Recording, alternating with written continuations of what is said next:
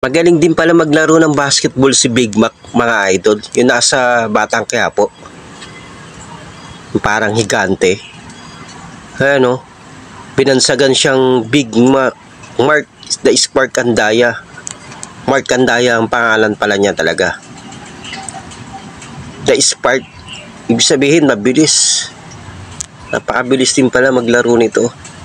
Dating PBA player pala siya, mga idol. Ayun o, ang bilis. Pagpasa sabay tira agad. Wala nang dribble pa. Ganoon dapat ang diskarte. Pag binasahan ka ng bola, diretso agad o. Ayun, ganoon dapat. Yan ang malupit. Sigurado score agad. Galing nyo. Kaya pala parang higante yung nasa Batang Quiapo na yun. Kasi PBA player pala.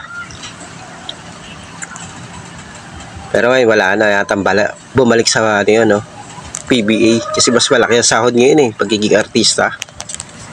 Ang lupit pala, no? Mga idol. Yan mga idol. Big Mac, The Spark Andaya. Goodbye.